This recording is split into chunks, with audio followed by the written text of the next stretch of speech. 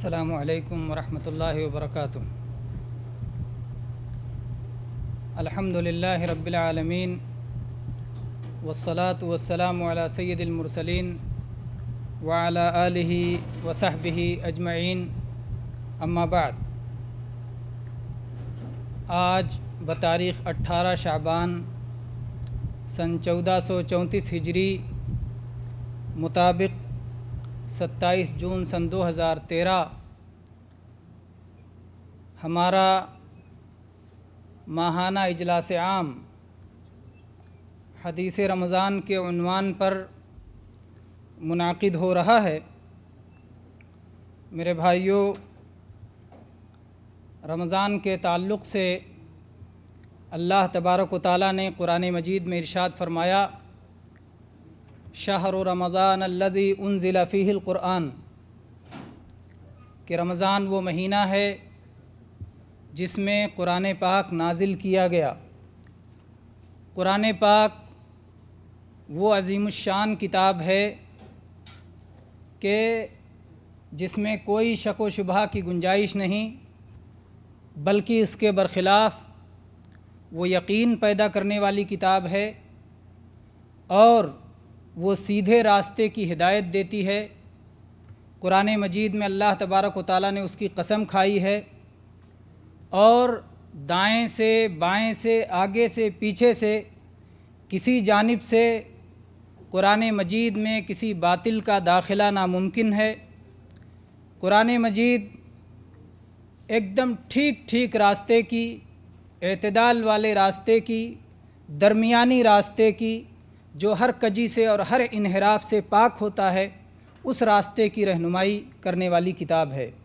قرآن مجید کو اللہ تبارک و تعالیٰ نے جس رات میں نازل فرمایا اس کو قدر والی رات بنا دیا، برکت والی رات بنا دیا، اور جس مہینے میں نازل فرمایا اسے مہینوں کا سردار بنا دیا، اور سارے مہینوں میں سب سے زیادہ فضیلت والا مہینہ، جس میں کہ اللہ تبارک و تعالیٰ کے آخری پسندیدہ دین کا ایک رکن جس کے اندر ادا کیا جاتا ہے، جس کو ہم صوم یا صیام کے نام سے جانتے ہیں۔ تو میرے بھائیو، اللہ تعالیٰ نے فرمایا، شہر رمضان الذی انزل فیہ القرآن ھدی للناس وبینات من الھدی والفرقان فمن شہد منکم الشہر فلیصمہ۔ جو شخص یہ مہینہ پائے وہ اس مہینے کا صوم رکھے۔ پہلے اللہ تبارک و تعالیٰ نے اہل ایمان کو اجازت دی تھی کہ چاہیں تو رمضان کے مہینے میں صوم رکھیں اور چاہیں تو صوم کے بدلے فدیہ ادا کر دیا کریں، جیسا کہ اللہ تبارک و تعالیٰ نے فرمایا، وَعَلَى الَّذِينَ يُطِيقُونَهُ فِدْيَةٌ طَعَامُ مِسْكِينٍ۔ تو ابتدا میں اس بات کی اجازت تھی کہ چاہیں تو صوم رکھیں اور چاہیں اس کے بدلے فدیہ ادا کر دیا کریں، ایک غریب کو کھانا کھلا کے دیا کریں۔ لیکن اللہ تبارک و تعالیٰ نے ان آیات کے ذریعے سے پرانے حکم کو منسوخ فرما دیا اور فرمایا کہ اب جو بھی مکلف ہے، جو مسلمان ہے، جو قادر ہے، عاجز نہیں ہے، مسافر نہیں ہے، مریض نہیں ہے، تو اس شخص پر صوم فرض ہے۔ بہرحال میرے بھائیوں، یہ جب مہینہ آتا ہے تو جناب محمد رسول اللہ صلی اللہ علیہ وسلم نے اس مہینے کی فضیلت کے تعلق سے ارشاد فرمایا کہ اذا جاء رمضان فتحت ابواب الجنہ وغلقت ابواب النار وصفدت الشیاطین۔ متفق علیہ حدیث ہے۔ ابو ہریرہ رضی اللہ عنہ اس کے راوی ہیں کہ جب رمضان کا مہینہ آتا ہے تو جنت کے دروازے کھول دیے جاتے ہیں اور جہنم کے دروازے بند کر دیے جاتے ہیں اور شیطانوں کو جکڑ دیا جاتا ہے۔ اب میرے بھائیوں، کسی کے سامنے یہ بہانہ نہیں رہتا کہ شیطان تو دل میں وسوسے ڈالتا ہے اور شیطان تو ہمیں برائیوں کو خوشنما بنا کے پیش کرتا ہے۔ یہ سارے ہمارے بہانے ختم ہو جاتے ہیں، اور اب اگر اس کے باوجود، شیطانوں کے جکڑ دیے جانے کے باوجود، اگر کوئی نیکیوں کی طرف نہیں آتا تو وہ خود اس کا اپنا ذمہ دار ہے، اس کا نفس ذمہ دار ہے، اس کے اپنے نفس کی شرارت ذمہ دار ہے۔ اور اسی لیے ہم ہمیشہ اس بات سے اللہ تعالیٰ کی پناہ طلب کیا کرتے ہیں، نعوذ باللہ من شرور انفسنا، کہ ہم اپنے نفسوں کی شرارتوں سے، اپنے نفس کی برائی سے اللہ تعالیٰ کی پناہ چاہتے ہیں۔ تو ہمیشہ یہ پناہ ہمیں طلب کرتے رہنی چاہیے۔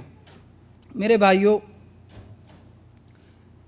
رمضان کے مہینے کی فضیلت میں یہ حدیث بھی جو سنن ترمذی اور مستدرک حاکم میں ہے اور علامہ البانی رحمہ اللہ نے صحیح قرار دیا ہے کہ 3 شخصوں کے بارے میں جناب محمد الرسول اللہ صلی اللہ علیہ وسلم نے فرمایا کہ ان کی ناک مٹی میں مل جائے، ان کی ناک خاک آلود ہو جائے، رغم انفہم، ان کی ناک مٹی میں مل جائے۔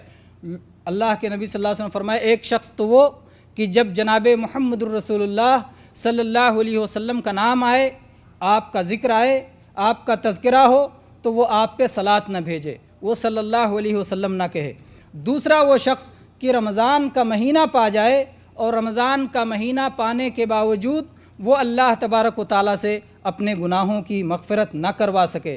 اور تیسرا وہ شخص کہ جو اپنے ماں باپ کو بڑھاپے میں پا جائے اور اس کے باوجود وہ جنت میں داخل نہ ہو جائے۔ تو ان تینوں میں سے ایک شخص وہ ہے جو رمضان کا مبارک مہینہ پانے کے باوجود وہ اپنے گناہوں کی مغفرت نہیں کروا لیتا۔ تو یہ ماہ رمضان کی میرے بھائیوں فضیلت ہے۔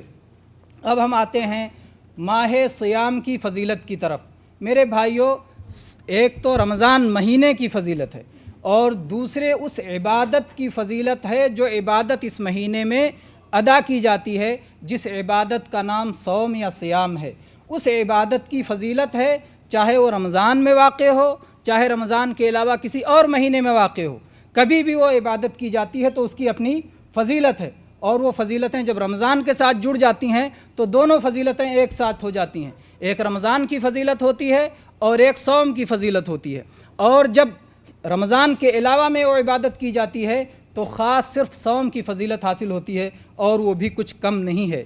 اس سلسلے میں متفق علیہ حدیث ہے، ابو ہریرہ رضی اللہ عنہ راوی ہیں کہ اللہ کے نبی صلی اللہ علیہ وسلم نے فرمایا کہ اللہ تبارک و تعالیٰ نے فرمایا کہ آدم کے بیٹے کا ہر عمل اس کے لیے ہے سوائے صوم کے، کل عمل ابن آدم لہ الا الصوم۔ ابن آدم جو بھی عمل کرتا ہے، صلاۃ کرتا ہے، صوم کرتا ہے، حج کرتا ہے، زکوٰۃ دیتا ہے، حلال کھاتا ہے، حرام سے بچتا ہے، تو جو بھی عمل وہ کرتا ہے وہ سارے اعمال اس کے اپنے لیے ہیں سوائے صوم کے۔ اس سلسلے میں اور اللہ نے فرمایا کہ اس کا میں ہی بدلہ دوں گا، اس کا میں ہی بدلہ دوں گا، یہ میرے لیے ہے، کیونکہ یہ ایسا عمل ہے، صوم کا عمل ایسا عمل ہے کہ جس میں ریاکاری کا امکان بہت کم پایا جاتا ہے۔ میرے بھائیوں، ایک آدمی جب صوم سے رہتا ہے تو اس کے لیے بہت ممکن ہے کہ وہ جب بند کمرے میں ہو، جب وہ تنہائیوں میں ہو، جب وہ جو ہے لوگوں کی نظروں سے دور ہو، اس وقت چاہے تو اس وقت وہ کھا سکتا ہے، پی سکتا ہے، اپنے بیوی کے قریب جا سکتا ہے، جن چیزوں سے اللہ نے روکا ہے وہ تنہائی میں کر سکتا ہے اور لوگوں کے درمیان آ کر کے وہ صائم بنا رہ سکتا ہے۔ لیکن چونکہ ایک صوم رکھنے والا بندہ جس نے صوم کو اللہ کے لیے رکھا ہو، ایمان کے ساتھ رکھا ہو، ثواب کی نیت سے رکھا ہو، وہ تنہائی میں بھی اللہ کی نگرانی کا احساس رکھتا ہے اور کبھی ان منہیات کے، ان روکی ہوئی چیزوں کے قریب نہیں جاتا۔ اور اسی لیے صوم کے بڑے فوائد میں سے بڑا فائدہ جو اللہ تعالیٰ نے ذکر فرمایا، لعلکم تتقون، تاکہ تم متقی ہو جاؤ، تاکہ تم پرہیزگار بن جاؤ، تاکہ تم ساری زندگی اسی طرح سے اللہ کی نگرانی کا احساس رکھنے والے بن جاؤ اور اس کی بنا پر جنت کو حاصل کرنے والے اور جہنم سے بچنے والے بن جاؤ۔ تو میرے بھائیو، یہاں اللہ تعالیٰ نے فرمایا حدیث قدسی میں کہ الصوم لی وانا اجزی بہ، صوم تو میرے لیے ہے اور میں ہی اس کا بدلہ دوں گا، اور وہ رب کریم کتنا بدلہ دے دے کوئی اس کا حد و حساب نہیں ہے میرے بھائیوں۔ اور اسی طرح سے یہ بات بھی یاد رکھیں کہ یہ صوم کا مہینہ صبر کا مہینہ ہے۔ صبر کے معنی ہوتا ہے اپنے آپ کو کسی چیز سے روک لینا، اور اس مہینے میں ہر طرح کا صبر پایا جاتا ہے، اور صبر کرنے والوں کے لیے اللہ تبارک و تعالیٰ نے وعدہ فرمایا ہے انما یوفی الصابرون اجرہم بغیر حساب، کہ اللہ تبارک و تعالیٰ صبر کرنے والوں کو بے حساب اجر سے نوازے گا، اس کا حساب نہیں ہوتا۔ باقی نیکیوں کے بارے میں تو کہا گیا الحسنۃ بعشر امثالھا الی 700 ضعف، نیکی کو 10 گنا دیا جاتا ہے یا 70 گنا دیا جاتا ہے یا 700 گنا دیا جاتا ہے، سب کا حساب متعین ہے، لیکن صبر کا اور صوم کا اللہ نے حساب نہیں متعین کیا، ان کا حساب بے حساب اللہ تبارک و تعالیٰ انہیں نوازے گا اور عطا فرمائے گا۔ اسی طرح سے اللہ تعالیٰ نے فرمایا حدیث قدسی میں الصوم جنہ، صوم ڈھال ہے۔ ڈھال کیا ہوتا ہے میرے بھائیوں؟ جس سے دشمن کے حملے سے آدمی جنگ کی حالت میں اپنے آپ کو بچاتا ہے۔ تو ہمارے جتنے بھی دشمن ہو سکتے ہیں، انسانی دشمن ہو جناتی دشمن ہوں، نظر آنے والے دشمن ہوں، مخفی دشمن ہوں، ہر طرح کے دشمن سے صوم ہم کو بچاتا ہے۔ کیسے بچاتا ہے؟ صوم کی حالت میں ہم اللہ کی رضا کا عمل کرتے ہیں، اور اللہ تعالیٰ نے ماہ صیام میں شیطان کو جکڑ دیا، اس لیے اس کے شر سے محفوظ ہو گئے۔ پھر اس کے بعد جو انسانی دشمن ہیں ان کے بارے میں یہاں اللہ تعالیٰ نے بتایا کہ جب کوئی شخص فَإِن صَابَّهُ أَحَدٌ أَوْ شَاتَمَهُ أَوْ قَاتَلَهُ، کہ اگر کوئی شخص گالی گلوچ کرے، اگر کوئی شخص اس کے ساتھ لڑائی کرے، اگر اس کے ساتھ کوئی شخص جنگ پہ آمادہ ہو، کوئی شخص لڑائی پہ آمادہ ہو، تو وہ کیا کہہ دے گا؟ انی صائم، انی صائم، میں تو حالت صوم میں ہوں۔ اپنے آپ کو بھی یاد دلا لے کہ میں حالت صوم میں ہوں، میں لڑائی نہیں کر سکتا، اور اس کو بھی یاد دلا دے کہ بھائی میں حالت صوم میں ہوں، اور جو بندہ حالت صوم میں ہو اس سے لڑائی نہ کرو، اس سے لڑائی نہ کرو۔ اگر وہ بھی حالت صوم میں ہے تو دونوں حالت صوم میں ہیں اور لڑائی نہ کریں۔ تو اللہ تعالیٰ نے فرمایا کہ صوم ڈھال ہے، جب تم میں سے کسی کے صوم کا دن ہو تو وہ لڑائی سے پرہیز کرے، اور اگر کوئی اس سے لڑائی کرنا چاہے تو کہہ دے میں حالت صوم میں ہوں، میں صائم ہوں، میں صائم آدمی ہوں۔ اور یہ 2 مرتبہ، ایک سے زیادہ بار کہے ضرورت ہو، جیسی ضرورت ہو۔ بعض حدیث میں 1 بار آیا ہے، بعض حدیث میں 1 سے زیادہ آیا ہے، یعنی گویا حسب ضرورت ہو 1 بار یا 1 سے زیادہ بار اس کی تکرار کر سکتا ہے۔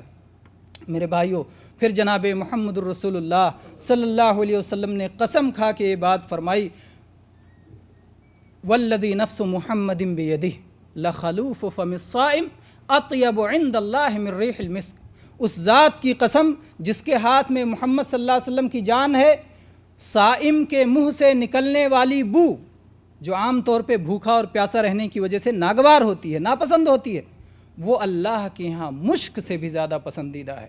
میرے بھائیو، آپ یاد کریں جہاد کی فضیلت، جہاد کی فضیلت میں مجاہد کے بارے میں کیا آیا ہے کہ مجاہد کے خون کا رنگ تو خون کا ہوگا اور خوشبو مشک کی ہوگی۔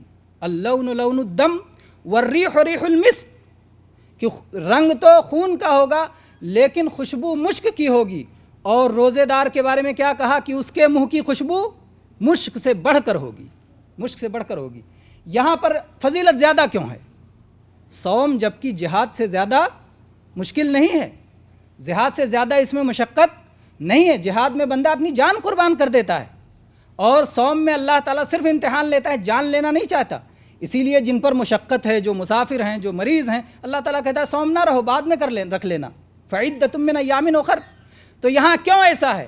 یہاں میرے بھائیو ایسا اس لیے ہے کہ فرض اللہ کو زیادہ محبوب ہے، اور جہاد عام طور پہ فرض کفایہ ہوتا ہے، فرض عین کبھی کبھی ہوتا ہے، فرض کفایہ ہوتا ہے۔ تو اس لیے کہا گیا یہ فرض عین ہوتا ہے، تو فرض اللہ کو زیادہ پسند ہے، اس لیے اللہ تعالیٰ نے کہا کہ صوم رکھنے والا بندہ، اس کے منہ سے جو ناگوار بو نکلتی ہے وہ اللہ کے یہاں مشک سے بھی زیادہ پسندیدہ ہے۔ اسی طرح سے میرے بھائیوں، اللہ تعالیٰ نے فرمایا، اللہ کے نبی صلی اللہ علیہ وسلم کی حدیث قدسی میں، للصائم فرحتان، فرحۃ عند فطرہ وفرحۃ عند لقاء ربہ۔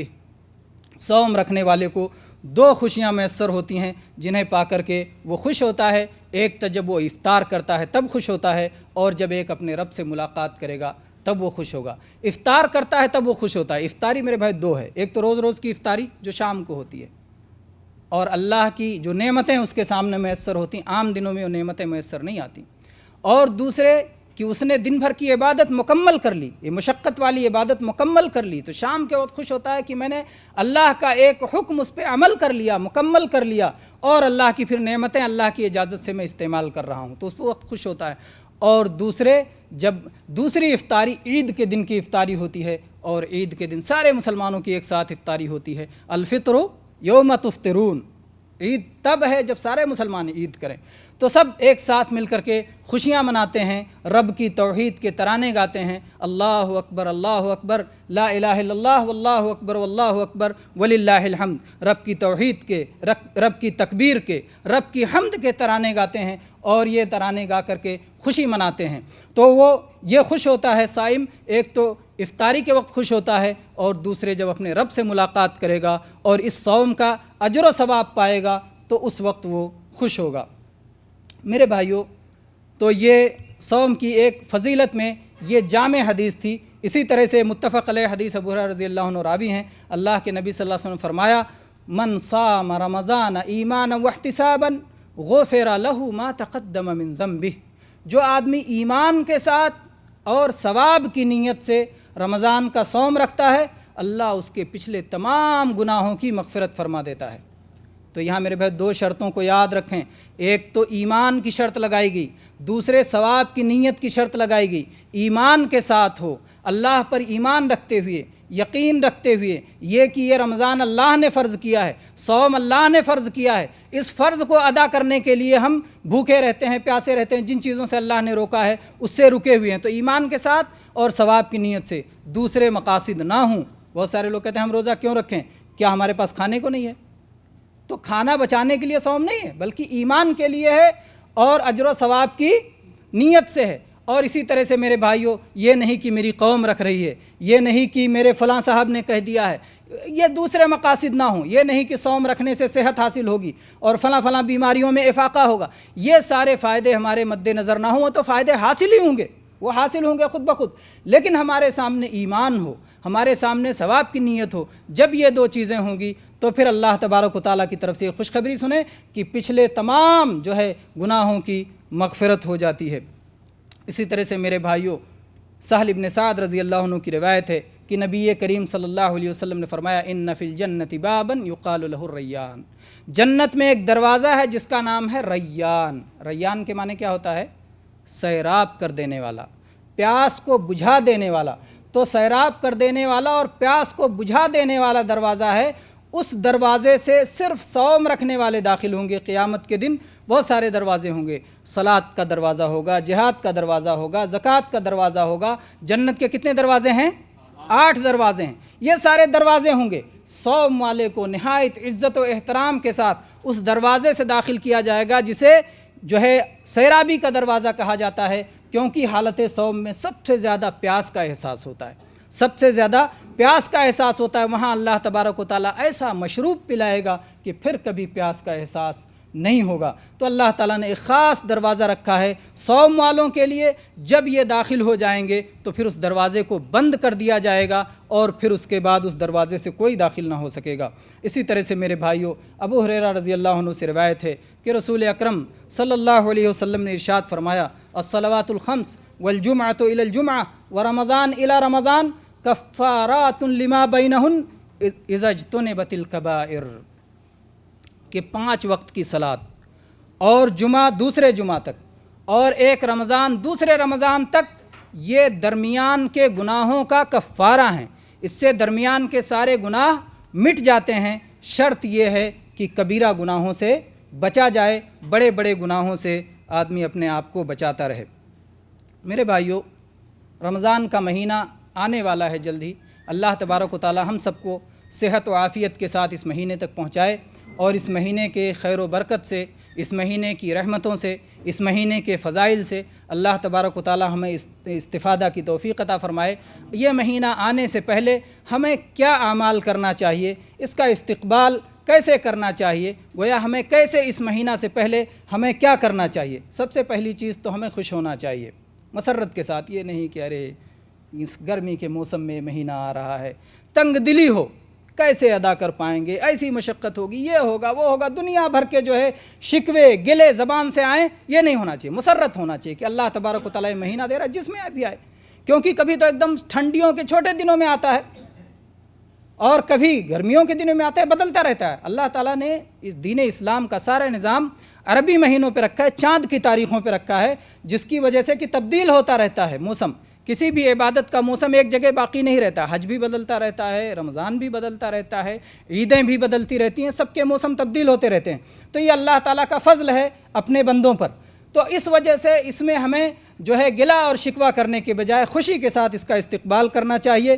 اسی طرح سے استفادہ کا عزم ہو کہ جتنا بھی ہو سکے ایک اللہ تبارک و تعالیٰ سے ہم توبہ کریں گے، خالص توبہ کریں گے، گناہوں کو چھوڑ دیں گے، نیکیوں کو کریں گے۔ نیکیوں میں ہر طرح کی نیکیاں میرے بھائیوں فرائض ہوں، مستحبات ہوں، محرمات چھوڑنا ہی چھوڑنا ہے، مکروہات سے بھی ہم دور رہیں گے، ہر طرح کی نیکیوں کو ہم اپنائیں گے اور انشاءاللہ اللہ تبارک و تعالیٰ کے یہاں بلند درجہ حاصل کریں گے۔ اس عزم کے ساتھ، استفادے کے اس عزم کے ساتھ ہم ماہ رمضان کا استقبال کریں اور ایسے ہی ہم مسائل کو سیکھیں کیونکہ جو مسئلہ ہمارے اوپر جو ہمیں کرنا چاہیے اس کا مسئلہ بھی ہمیں جاننا چاہیے، کیونکہ علم کے بغیر عمل کہاں لے جاتا ہے؟ گمراہی کی طرف لے جاتا ہے۔ علم کے بغیر عمل گمراہی کی طرف لے جاتا ہے، اس لیے صحیح علم ہو اور صحیح عمل ہو، صحیح علم کے مطابق صحیح عمل ہو۔ میرے بھائیوں، ماہ رمضان کے مسائل میں آج کل چونکہ بہت سارے حساب والے پیدا ہو گئے ہیں اور بہت سارے نئے نئے آلات پیدا ہو گئے ہیں، اس لیے کوئی کہتا ہے چاند اب پیدا ہوا، چاند تب پیدا ہوا۔ کچھ لوگ کہتے ہیں دنیا اتنی ترقی کر گئی، اب بھی تم لوگ چاند ہی دیکھ کر کے صوم رکھتے ہو، عید مناتے ہو، اور چاند دیکھنے میں اختلاف کی وجہ سے پھر بہت سارے اختلافات ہوتے ہیں۔ تو ایسا کیوں نہ کیا جائے کہ تاریخ کو اپنا لیا جائے، یا پھر جو حساب والے کہتے ہیں ان کی بات مان کر کے جو ہے ہمیشہ حساب پر ہی کیا جائے، یا ہمیشہ 30 دن متعین کر لیا جائے۔ میرے بھائیوں، شریعت یہ ہمارے گھر کی لونڈی نہیں ہے۔ اللہ تعالیٰ نے جیسا دین اتارا ہے ویسا ہم کو چلنا ہے، اور اللہ تبارک و تعالیٰ نے اپنے رسول صلی اللہ علیہ وسلم کے ذریعے ہمیں یہ سکھایا ہے، صوموا لرؤیتہ وافطروا لرؤیتہ، چاند دیکھ کر کے صوم رکھو اور چاند دیکھ کر کے افطاری کرو۔ اور حساب دینے والے چاہے جتنی اپنی مہارت کا دعویٰ کریں اور چاہے جتنا وہ اپنے علم کی ترقی کا دعویٰ کریں، حساب رکھنے والوں میں خود اختلاف ہوتا ہے۔ کوئی حساب والا کچھ کہتا ہے اور کوئی حساب والا کچھ کہتا ہے۔ اس لیے جہاں پر شریعت قائم ہو وہاں پر حساب والوں کو خاص طور پہ عبادات کے چاند سے متعلق تو انہیں بالکل سختی سے روکنا چاہیے کہ وہ زبان نہ ہلائیں۔ یہ شریعت کا معاملہ ہے، اس میں شریعت کے جاننے والے، شریعت کے ماہرین اور قرآن و سنت کے جاننے والے ہی بات کر سکتے ہیں، دوسرے لوگوں کو اس میں بات کرنے کا حق نہیں ہے، کیونکہ یہ اللہ کا دین ہے اور اللہ کا دین نبیوں کے واسطے سے آیا ہے، اور نبیوں کی بات نبیوں کے وارثین جانتے ہیں، دوسرے نہیں جانتے۔ تو میرے بھائیوں، ہم اس معاملے میں جانتے ہیں صوموا لرؤیتہ وافطروا لرؤیتہ، کہ صوم چاند دیکھ کر کے صوم شروع کرنا ہے اور چاند دیکھ کر کے صوم کو ختم کرنا ہے۔ ایک بھی اگر کوئی مسلمان بندہ، کلمہ پڑھنے والا بندہ، اشہد ان لا الہ الا اللہ اور اشہد ان محمد رسول اللہ پڑھنے والا ایک بندہ اگر چاند دیکھ لیتا ہے تو پھر اس کی گواہی پر، اس کے خبر پہ سارے مسلمان رکھ لیں گے، سارے مسلمان جو ہے صوم رکھنا شروع کر دیں گے۔ اور 2 بندہ چاہیے عید کے لیے تاکہ عید منائی جائے۔ تو یہ چاند دیکھ کر کے ہی رؤیت ہلال یہ ماہ رمضان کے ثبوت کا پہلا ذریعہ ہے۔ اگر کسی وجہ سے نظر نہ آ سکے چاند، چاہے بدلی کی وجہ سے، غبار کی وجہ سے یا اور کسی وجہ سے اگر چاند نظر نہ آ سکے تو پھر ماہ شعبان کو 30 دن مکمل کریں گے۔ تو پہلی چیز جو ہے رؤیت ہلال ہو گئی، اسی میں شہادت اور خبر بھی داخل ہو گئی اس طرح سے۔ اس لیے اس معاملے میں جان رکھیں، دین اسلام ایک فطری دین ہے اور ایک ایسا دین ہے جو کہ نہایت آسان ہے، اور ایک گاؤں کا رہنے والا اور ایک شہر کا رہنے والا اور ایک معمولی پڑھا لکھا یا ان پڑھ شخص اور ایک بہت زیادہ پڑھا لکھا، سارے لوگ اس کے احکام پہ نہایت آسانی سے عمل کر سکتے ہیں۔ تو اس لیے جو ہے چاند دیکھنا رکھا گیا کہ جس کو کوئی بھی مسلمان کہیں سے بھی دیکھ سکتا ہے، کسی بھی مسلمان بستی میں دیکھا جا سکتا ہے۔ تو ایسی فطرت کو، یہ دین فطرت ہے اور اس کے احکام بھی فطرت کے مطابق ہیں۔ حساب پر جو ہے کبھی بھی اس کا حساب کا اعتبار نہیں کیا جائے گا، اور نہ ہی یہ کہا جائے گا کہ چاند تو موٹا نظر آیا یا پتلا نظر آیا، موٹا پتلا کا بھی کوئی اعتبار نہیں ہوگا۔ میرے بھائی، یہاں ایک فائدہ ہے، یہ دعا سب کو یاد رکھنا چاہیے۔ چاند دیکھ کر کے جو دعا ہم کو پڑھنا ہے، اللہم اہلہ علینا بالامن والایمان والسلامت والاسلام ربی وربک اللہ، یہ جو ہے چاند کی دعا ہمیں پڑھنی چاہیے۔ میرے بھائیوں، صوم کے بارے میں آپ جانتے ہیں کہ 2 چیزیں اس میں انتہائی اہم ہیں جس کے بغیر صوم قابل قبول نہیں ہوگا۔ یہ 2 چیزوں میں سے ایک چیز تو ہے نیت اور ایک چیز ہے امساک۔ نیت کا مطلب کیا ہے؟ نیت دل کے ارادے کا نام ہے، اور جس میں 2 چیزیں اہم ہیں۔ ایک تو یہ کہ خالص اللہ کے لیے، خالص اللہ کے لیے کوئی بھی عبادت کی نیت کی جائے کہ یہ عبادت میں خالص اللہ کے لیے انجام دے رہا ہوں، اور دوسرے یہ کہ متعین کریں کہ آپ کون سی عبادت کرنے جا رہے ہیں۔ جیسے صوم کی عبادت کرنے جا رہے ہیں تو یہ صوم رمضان ہے، صوم نفل ہے، صوم نذر ہے، کون سا صوم ہے اس کو آپ متعین کریں۔ آپ تو عبادت کی تعین ہو اور اخلاص ہو، نیت میں 2 باتیں یاد رکھیں، اور یہ دل سے ہو۔ جہاں تک اس کا معاملہ ہے کہ زبان سے کہنے کی بات ہے تو زبان سے کہنے کا نام نیت نہیں ہے، بلکہ وہ اظہار ہے، اور اظہار کا کہیں حکم نہیں دیا گیا، نیت کرنے کا حکم دیا گیا۔ نیت کرنے تعلق سے ایک تو وہ مشہور حدیث جو عمر ابن خطاب رضی اللہ عنہ کی حدیث ہے انما الاعمال بالنیات، اور دوسری حدیث جو خاص رمضان کے تعلق سے ہے کہ اللہ کے نبی صلی اللہ علیہ وسلم نے فرمایا من لم یجمع الصیام قبل الفجر فلا صیام لہ، فجر سے پہلے اگر کسی نے صوم کی مکمل نیت نہیں کی تو اس کا صوم قابل قبول نہیں ہوگا۔ کٹ ہی چکا ہے پورا خط۔ بہرحال تو میرے بھائیوں میں یہ کہہ رہا تھا کہ ایک چیز تو نیت ہے اور دوسری چیز امساک ہے۔ امساک کے معنی ہوتا ہے روک لینا، اور صوم کا معنی بھی روک لینا، اس کو دوسرے لفظ سے گویا تعبیر کیا گیا۔ تو صوم وہی ہے کہ کچھ چیزوں سے اپنے آپ کو روک لینا، طلوع فجر صادق سے غروب آفتاب تک کچھ چیزوں سے جن سے رکنے کا حکم دیا گیا ہے۔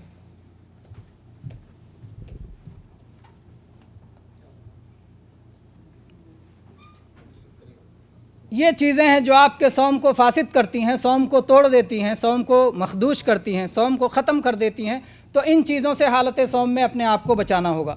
ایک تو یہ کہ قصداً کھانا پینا حالت صوم میں منع ہے، اسی سے تو رکنا ہے۔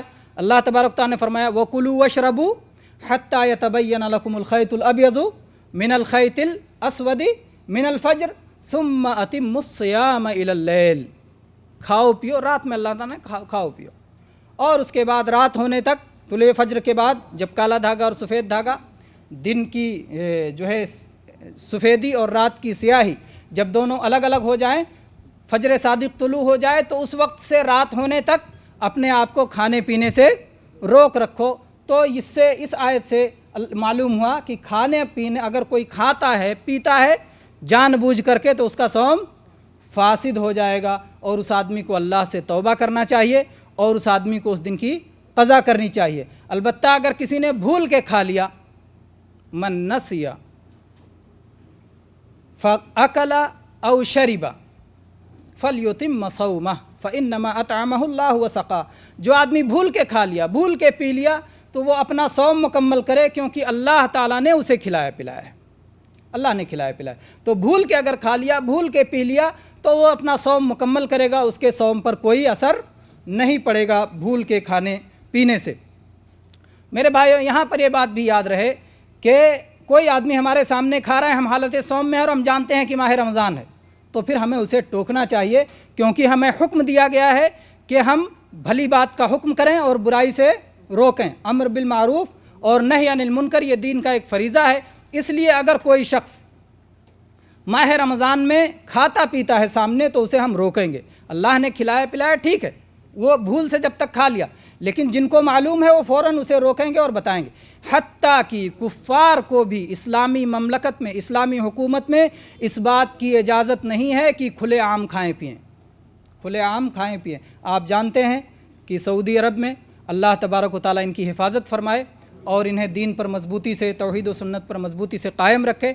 یہاں پر وزارت داخلہ کی طرف سے رمضان کے شروع ہوتے ہی اس بات کا اعلان ہو جاتا ہے کہ ماہ رمضان کے احترام میں کوئی بھی شخص دن میں نہ کھائے گا نہ پیے گا، حتیٰ کہ اگرچہ وہ مسلمان نہ ہو تب بھی دن میں کھلے عام کوئی آدمی کھا نہیں سکتا ہے اور پی نہیں سکتا ہے۔ تو بہرحال اس کو بھی روکا جائے گا اور کہا جائے گا کہ مسلمانوں کے سامنے یہ کرنے کی کسی کو اجازت نہیں ہے۔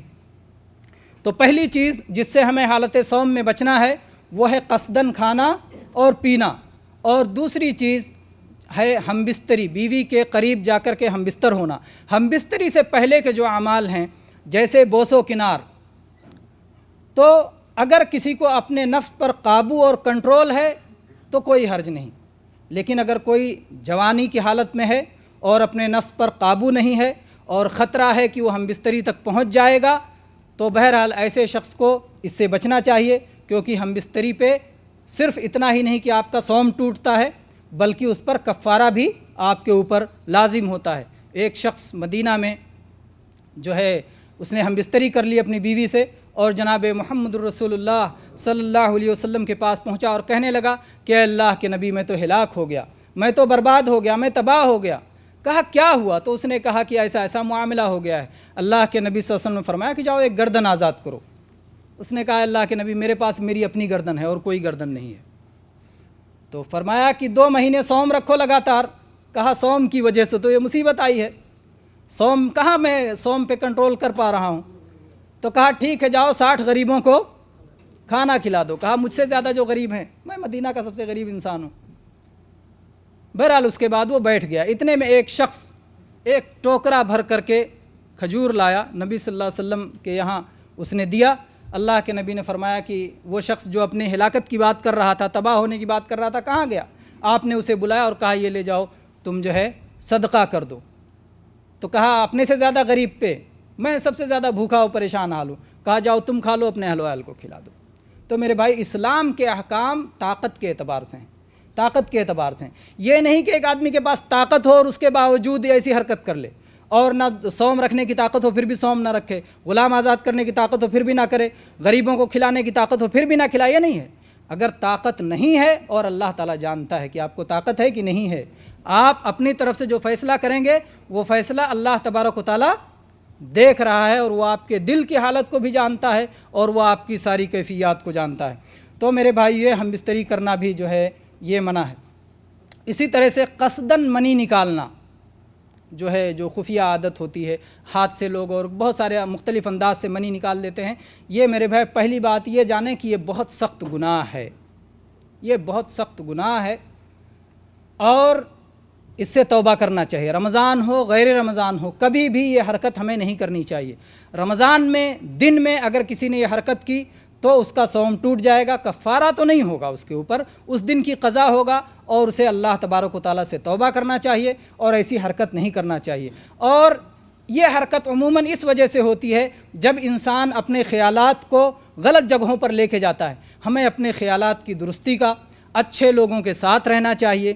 گندی فلمیں اور اسی طرح سے انٹرنیٹ پہ جو ہے گندی تصویریں، یا اسی طرح سے میگزینوں میں گندی تصویریں، اور اسی طرح سے مختلف جگہوں پر جو ہماری شہوت کو بھڑکانے والی چیزیں ہیں، بازار میں زندہ عورتوں کو بھی جو ہے جا کے تاک جھانک کرنا، یا اسی طرح سے اور جو ہے جو چیزیں بھی شہوت پیدا کرتی ہیں ان سب پہ نظر ڈالنا، یہ سب سے اپنے آپ کو بچانا چاہیے۔ اپنے دل میں اللہ کا خوف پیدا کرنا چاہیے، جہنم کا خوف پیدا کرنا چاہیے۔ اس کی وجہ سے ہم اس شر سے اور اس مصیبت سے اپنے آپ کو بچا سکتے ہیں۔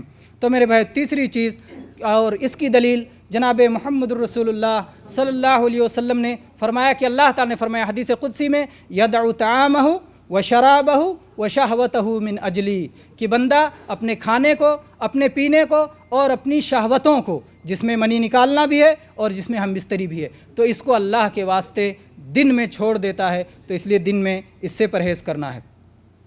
اسی طرح سے میرے بھائیوں، قصداً قے کرنا، قے کے معاملے میں اگر قے خود بخود آ جائے، چاہے منہ بھر کے آئے، چاہے کم آئے، چاہے زیادہ آئے، اس سے غرض نہیں ہے۔ قصداً اگر قے نہیں ہے، خود بخود قے آ جا رہا ہے، تو اس کی وجہ سے صوم پہ کوئی اثر نہیں پڑے گا۔ لیکن قصداً اگر کسی نے کیا، دانستہ کیا، جان بوجھ کے قے کیا، تب تو صوم ٹوٹ جائے گا۔ لیکن اگر بلا قصد کے، بلا جان بوجھ کر کے خود بخود قے آ جاتا ہے تو صوم پہ کوئی اثر نہیں پڑے گا اور صوم پورا کریں گے۔ اسی طرح سے حالت حیض و نفاس میں کوئی بھی عورت صوم نہیں رکھ سکتی ہے، صوم رکھنا منع ہے۔ اللہ تبارک و تعالیٰ نے حیض اور نفاس کی حالت میں یہ انہیں روکا ہے کہ صوم نہ رکھیں اور اس کی بعد میں قضا کر لیں۔ جس عورت کو حیض مہینے کا خون آ رہا ہے، یا بچہ پیدائش ہونے کے بعد خون آ رہا ہے، نفاس کا خون آ رہا ہے، تو اس کو صلاۃ پڑھنا بھی منع ہے اور صوم رکھنا بھی منع ہے۔ صلاۃ کی قضا نہیں ہے اور صوم کی قضا ہے۔ صلاۃ کی قضا نہیں ہے اور صوم کی قضا ہے، کیوں ہے؟ اس لیے کہ یہ شریعت اللہ کی طرف سے ہے میرے بھائی، اس میں ہم کو دماغ لڑانے کی ضرورت نہیں ہے۔ لیکن پھر بھی اگر آپ دماغ لڑاتے ہیں تو آپ یہ جان لیں کہ صلاۃ بہت زیادہ ہو جاتا ہے۔ اگر ایک عورت کو 15 دن، جو زیادہ سے زیادہ جو ہے حیض کے دن مانا جاتا ہے، 15 دن تک اگر حیض آئے تو ہر دن 5 وقت، تو 15 پنچے 75، 75 نمازیں اس کے اوپر ہو جاتی ہیں، تو مشقت ہو جاتی ہے۔ اور اگر یہ 15 دن اس کے پاس ہیں اور بعد میں فعدۃ من ایام اخر، وہ بھی مریض ہے، مریض میں آتا ہے، اللہ نے کہا بعد میں اسے ادا کر لینا، اور بعد میں اس کے پاس پورا سال ہے، ایک ایک کر کے بھی رکھ سکتی ہے، دو دو کر کے رکھ سکتی ہے، ایک ساتھ رکھنا چاہے رکھ سکتی ہے، تو قضا کر سکتی ہے۔ تو اس میں مصلحت بھی مل جاتی ہے اور مشقت بھی نہیں ہوتی، اس لیے اللہ نے کہا کہ یہ عبادت کی مصلحت حاصل ہو جائے، اسے مصلحت حاصل ہو جائے اور مشقت سے بھی بچی رہے۔ اور صلاۃ میں ایسی بات نہیں ہے، اس لیے اس سے روک دیا گیا۔ اور اس سلسلے میں انشاءاللہ جو ہے عائشہ رضی اللہ عنہ کی وہ حدیث بھی آئے گی کہ ایک عورت نے آ کے پوچھا عائشہ رضی اللہ عنہ سے، صحیح بخاری میں حدیث ہے، پوچھا کہ کیا بات ہے کہ ایک عورت اگر حالت حیض میں ہو، صوم اور صلاۃ دونوں سے منع کیا گیا، صلاۃ کی قضا نہیں ہے اور صوم کی قضا ہے، ایسا کیوں ہے؟ تو عائشہ رضی اللہ عنہ نے کیا کہا؟ حروریہ تو نہیں ہے؟ حرورہ ایک مقام تھا جہاں پر اہل بدعت رہتے تھے، خوارج رہتے تھے، تو پوچھا تو حروریہ تو نہیں ہے؟ کیونکہ اہل بدعت کا طریقہ ہے، یہ ایسا کیوں ہے ویسا کیوں ہے؟ کہا دیکھو نبی صلی اللہ علیہ وسلم کا زمانہ ہوتا تھا تو ہم عورتوں کو حیض آتا تھا تو کہا جاتا تھا کہ صلاۃ کی قضا نہ کریں اور صوم کی قضا کریں، تو انہوں نے شریعت کا حکم بتا دیا۔ تو یہی اہل سنت کا طریقہ ہے، اہل حدیث کا طریقہ ہے، توحید و سنت والوں کا اور اتباع شریعت کرنے والوں کا یہی طریقہ ہے، اور وہ اس طریقے سے ہٹ کر کے اہل بدعت کے طریقے کو اختیار نہیں کرتے کہ چوں چرا میں لگ جائیں۔ اسی طرح سے حجامہ یا سینگی، جس سے بہت کم پالا پڑتا ہے، جو ہے یہ علاج کا ایک طریقہ ہے کہ فاسد خون کو نکال لیا جاتا ہے، اور چونکہ خون نکالنا اور چڑھانا دوسرے انداز میں بھی ہوتا ہے، اس لیے یہ مسئلہ بھی جاننا چاہیے کہ اگر کوئی خون نکلواتا ہے تو احتیاط یہ ہے کہ وہ رات میں خون نکلوائے، اور تاکہ اس مسئلے سے محفوظ رہے۔ بہرحال میرے بھائی، اب ہم آتے ہیں سحری کی صوم کی سنتوں کی طرف۔ آپ نے جان لیا کہ دو چیزیں لازم ہیں، رکن ہے صوم کا، کہ جو کہ صوم ادا کرنے کے لیے اس کے بغیر آپ کا صوم نہیں ہوگا، ایک نیت، اور ایک جو چیزیں صوم کو توڑ دیتی ہیں ان سے اپنے آپ کو روکنا۔ اس کے بعد کچھ چیزیں سنت ہے، جس میں سے ایک چیز ہے سحری۔ اللہ کے نبی صلی اللہ علیہ وسلم فرمایا تسحروا فإن فی السحور برکہ، سحری کھاؤ کیونکہ سحری کھانے میں برکت ہے۔ سحری کی برکتوں میں مختلف جو ہے برکتیں آپ دیکھ رہے ہیں، اہل علم نے ذکر کیا۔ ایک تو اتباع سنت ہے، اللہ کے نبی نے فرمایا کہ سحری کھاؤ، اور عملی سنت بھی ہے آپ کی اور قولی سنت بھی ہے۔ اور اسی طرح سے اہل کتاب کی مخالفت بھی ہے۔ اہل کتاب کے بارے میں آپ نے فرمایا کہ وہ لوگ سحری نہیں کرتے، اس کے بغیر ہی صوم رکھ جاتے ہیں۔ اسی طرح سے جب آپ سحری کریں گے تو آپ کو عبادت پہ قوت حاصل ہوگی۔ ایک آدمی جو سحری کے بغیر یا رات میں بہت پہلے سحری کر لیتا ہے تو اس کو وہ قوت نہیں ہوتی، اور صوم میں کھانا پینا نہ ہونے کی وجہ سے بہت سارے مشاکل پیدا ہوتے ہیں۔ اسی طرح سے چستی اور پھرتی اور نشاط رہتا ہے، کیونکہ آدمی کو جو ہے بدن میں اللہ تعالیٰ نے یہ نظام رکھا ہے کہ ہمارے بدن میں کھانا کھانے کے ذریعے سے قوت و طاقت آتی ہے، اور پھر دوبارہ بھوک لگتی ہے، پھر آدمی کھانا کھاتا ہے، پھر قوت و طاقت پلٹ آتی ہے، تو کھانے کے ذریعے سے اور نیند کے ذریعے سے، تو یہ چیزیں اس کے ذریعے سے چستی پھرتی اور نشاط بھی حاصل ہوتی ہے۔ ایسے ہی بھوک و پیاس کی وجہ سے جو بدخلقی پیدا ہو جاتی ہے، جو چڑچڑاپن پیدا ہو جاتا ہے، جب آدمی بھوکا پیاسا نہیں رہے گا، آخری وقت میں سحری کرے گا تو ظاہر بات ہے اسے یہ برکت بھی حاصل ہوگی کہ وہ چڑچڑے پن سے محفوظ رہے گا۔ ایسے ہی سحری کے وقت اگر کوئی مانگنے والا ہے تو اسے صدقہ دے سکتے ہیں، کسی کو اپنے ساتھ کھانا کھلا سکتے ہیں۔ سحری کے وقت دعا کی قبولیت کا وقت ہوتا ہے تو وہ بھی حاصل ہو سکتا ہے کہ آپ دعا کریں اور قبول ہو جائے۔ اور اسی طرح سے اگر کوئی سونے سے پہلے نیت نہیں کر سکا ہے تو اس وقت نیت کر لے گا۔ اسی طرح سے صلاۃ فجر باجماعت آپ کو مل جائے گی اگر سحری آپ آخر میں کھاتے ہیں، تو یہ سحری کی بہت ساری برکتیں۔ اسی طرح سے میرے بھائیوں، سحری کی سنتوں میں سے ہے کہ سحری آدمی تاخیر سے کرے۔ تاخیر سے کرنے کا مطلب یہ ہے کہ جو ہے وقت ختم ہونے تک، جو آخری وقت ہے جس وقت روکا گیا ہے، حتیٰ یتبین لکم الخیط الابیض من الخیط الاسود من الفجر، اس وقت تک، آخری وقت تک۔ اور اسی لیے اللہ کے نبی صلی اللہ علیہ وسلم فرمایا کہ ہمارے دو مؤذن اذان دیتے ہیں، ایک تو بلال اذان دیتے ہیں اور ایک ابن ام مکتوم اذان دیتے ہیں۔ تو جب بلال اذان دیں تو تم لوگ سحری کھانا بند نہ کرو، جب ابن ام مکتوم اذان دیں تب سحری کھانا بند کرو۔ اور ابن ام مکتوم یہ کیا تھے؟ نابینا تھے، آنکھوں سے نظر نہیں آتا تھا، تو ان کو جب لوگ بتاتے تھے رے صبح ہو گئی تب جا کے اذان دیتے تھے۔ تو گویا جب اچھی طرح سے روشن ہو جائے، فجر روشن ہو جائے، شک و شبہ باقی نہ رہے، تو اس وقت تک جو ہے سحری آپ کھانے کی اجازت دی گئی ہے۔ ایک حدیث میں اتنا ہے کہ کیا نام ہے، نبی صلی اللہ علیہ وسلم کے سحری کھا لینے اور فجر کی نماز پڑھانے میں 50 آیتیں پڑھنے کا فرق تھا۔ 50 آیتیں آپ پڑھ کے اندازہ لگائیں کہ کتنے وقت میں 50 آیتیں ہو جائیں گی تو یہ بہت زیادہ لمبا وقت نہیں، اتنا عام طور پہ اذان اور جماعت کھڑی ہونے میں وقت دیا جاتا ہے 10-15 منٹ کا، تو اس طرح سا وقت ہوگا۔ تو گویا فجر کی اذان تک سحری کھانے کی اجازت ہے، اس وقت تک کھانا چاہیے۔ اسی طرح سے افطار کرنے میں اللہ کے نبی صلی اللہ علیہ وسلم کی سنت یہ تھی کہ آپ رطب سے افطار کیا کرتے تھے۔ رطب آپ لوگ جانتے ہیں، اسے شرح کی ضرورت نہیں ہے، لیکن ہو سکتا ہے یہ کیسٹ کی کسی ایسے شخص تک جائے جو رطب نہ جانتا ہو۔ رطب وہ کھجور جو ابھی پوری طرح سے پکا نہ ہو، کچھ کچا کچھ پکا، ڈھیسر کھجور کہہ سکتے ہیں، ڈھیسر کھجور، یا اور کیا لفظ کہہ سکتے ہیں اس کو، گدلا، گدرا کھجور کہہ سکتے ہیں۔ بہرحال مختلف تعبیریں ہو سکتی ہیں، رطب کی اگر لا کے یہاں نمونہ دکھایا جاتا ہو تو سب سے شاندار ہوتا۔ بہرحال رطب کھجور سے افطاری کرنا یہ نبی صلی اللہ علیہ وسلم کی سنت ہے۔ اگر آپ رطب پاتے تھے رطب سے افطاری کرتے تھے، رطب نہ ہو تو تمر سے آپ افطاری کر لیتے تھے، یعنی سوکھے کھجور سے، اور اگر وہ بھی میسر نہیں ہوتا تھا حسا حسوات من ماء، تو پانی کے چند گھونٹ آپ پی لیا کرتے تھے۔ پھر اس کے بعد میرے بھائیو، افطار کے معاملے میں ایک تو سنت یہ رہی، دوسری سنت ہے افطار میں جلدی کرنا۔ یہ امت برابر خیر میں رہے گی جب تک افطار میں جلدی کرے گی، کیونکہ اہل کتاب تاخیر کرتے ہیں، اور اس امت میں بھی اہل بدعت تاخیر کرتے ہیں، دیر سے مغرب کی اذان بھی دیتے ہیں، اور جو ہے انتظار کرتے ہیں کہ جب جو ہے تارے نظر آ جائیں، خوب روشنی ہو جائے، جو ہے آسمان میں چاند اچھی طرح نظر آ جائے، تو اس کے بعد افطاری کرتے ہیں۔ تو یہ اہل سنت کا طریقہ نہیں ہے۔ اہل سنت افطار میں جلدی کرتے ہیں۔ لن یزال الناس بخیر ما عجل الفطر، برابر لوگ خیر میں رہیں گے جب تک افطار میں جلدی کرتے رہیں گے۔ اسی طرح سے میرے بھائیوں، حالت صوم میں، یہ عبادت کی حالت ہے، اس میں دعا کرنا بھی سنتوں میں سے۔ افطار کے وقت کی دعا ہے، افطار کے وقت اپنے یہاں ایک معروف دعا پڑھی جاتی ہے عام طور پر، اللہم لک صمت وعلی رزقک افطرت۔ اتنی حدیث تو آئی ہے مگر یہ بھی ضعیف ہے، اور جو اس کے آگے بڑھا چڑھا لیتے ہیں اللہم لک صمت وبک آمنت علیک، اور پتہ نہیں کیا کیا بڑھا لیتے ہیں۔ اپنے یہاں دعاؤں میں بڑھانے کی جو ہے بڑی دلچسپی ہے، اضافے کی سے بڑی دلچسپی ہے، بہت ساری دعاؤں میں اضافہ کر لیا ہے۔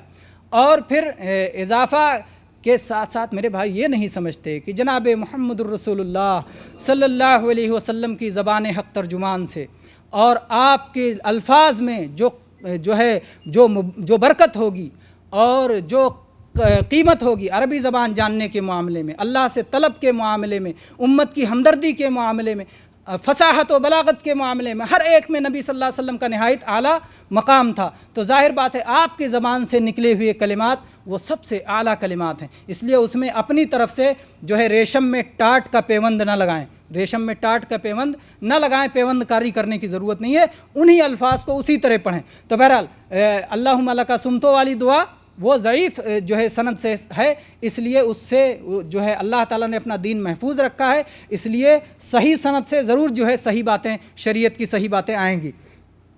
تو ایک حدیث جو قابل قبول سند سے ہے، حسن سند سے ہے، ذهب الظمأ وابتلت العروق وثبت الاجر انشاءاللہ، یہ دعا ہمیں پڑھنا چاہیے افطاری کے وقت کہ رگیں تر ہو گئیں اور پیاس بجھ گئی، اور انشاءاللہ اجر و ثواب بھی ضرور ملے گا، یہ یقین ہونا چاہیے۔ اسی طرح سے صوم کے جو منافی امور ہیں، جو صوم کو مخدوش کرتے ہیں، ان سے بچنا چاہیے۔ گالی گلوچ کرنا، غیبت کرنا، لگائی بجھائی کرنا، ایک دوسرے کے پیٹھ پیچھے ان کے عیوب بیان کرنا، اسی طرح سے جو بھی گناہ اور کبائر جانتے ہیں، ماں باپ کی نافرمانی ہو، اور جو ہے حرام کھانا ہو، اور اسی طرح سے فحش چیزوں کی طرف اپنے نگاہوں کا غلط استعمال ہو، کان کا غلط استعمال ہو، زبان کا غلط استعمال ہو، دل میں غلط تصورات کا لانا ہو، اور بہت ساری چیزیں آپ منکرات اور برائیوں کے جانتے ہیں، ان سب سے ہمیشہ بچنا چاہیے، اور ماہ رمضان میں خاص طور پہ بچنا چاہیے، اس لیے کہ جناب محمد الرسول اللہ صلی اللہ علیہ وسلم نے فرمایا ہے، من لم یدع قول الزور والعمل به فلیس للہ حاجۃ فی ان یدع طعامہ و شرابہ، کہ جو آدمی جھوٹ بولنا اور جھوٹ کے مطابق عمل کرنا، یا ناحق اور ناحق کے مطابق عمل کرنا نہ چھوڑے، تو اللہ کو کوئی غرض نہیں ہے کہ وہ بھوکا پیاسا رہے۔ میرے بھائیو، یہیں پر یہ بات بھی میں یاد دلاتے چلوں کہ اگر کوئی شخص صوم رمضان تو رکھتا ہے، لیکن صوم سے پہلے بھی کچھ اسلام کے ارکان ہیں جو کہ اس سے زیادہ اہم ہیں۔ میرے بھائی، اسلام کی بنیاد 5 چیزوں پر ہے۔ اللہ کے نبی صلی اللہ علیہ وسلم نے فرمایا ہے، بنی الاسلام علی 5، اسلام کی بنیاد 5 چیزوں پر ہے، جس میں پہلی چیز ہے شہادت अल्लाह इलाहा इल्लल्लाह, अशहदु अल्ला इलाहा इल्लल्लाह व अशहदु अन्ना मुहम्मद रसूलुल्लाह का इकरार, दिल और ज़बान से उसका इकरार। तो ये पहली चीज़। और दूसरी चीज़ क्या है? 5 वक्त की सलात, 5 वक्ता सलात। फ़ज्र 2 रकातें, ज़ोहर की 4 रकातें, असर की 4 रकातें, मगरिब की 3 रकातें और इशा की 4 रकातें। ये फ़र्ज़ है, ये फ़र्ज़ है और ये हर मुसलमान को अदा करना ज़रूरी है, रमज़ान हो गैर रमज़ान हो। और बाज़ अहले इल्म ने तो यहाँ तक कहा है कि जो शख्स 5 वक्ता सलात का पाबंद नहीं है वो मुसलमान नहीं है। और ग़ालिबन यही राजिह मालूम होता है कि जो 5 वक्त पढ़ता नहीं कैसे मानता है कि फ़र्ज़ है? अगर वो फ़र्ज़ियत का इनकार करता है, फ़र्ज़ मानता ही नहीं, तब तो मुसलमान नहीं, इसमें इत्तेफ़ाक़ है। लेकिन अगर वो फ़र्ज़ मानता है और उसके बावजूद उस पर आमिल नहीं है, उस पर अमल नहीं करता, सुस्ती की वजह से, काहली की वजह से, तो इस सिलसिले में बहुत सारे अहले इल्म ने इस हदीस को बुनियाद बनाकर, जिसमें जनाब मुहम्मद रसूलुल्लाह सल्लल्लाहु अलैहि वसल्लम ने फरमाया है, अल अहदुल्लज़ी बैनना व बैनहुमुस्सलाह फ़मन तरकहा फ़क़द कफ़र, कि हमारे और मुशरिकों के दरमियान सलात ही का अहद है, जिसने सलात को छोड़ दिया वो काफिर हो गया।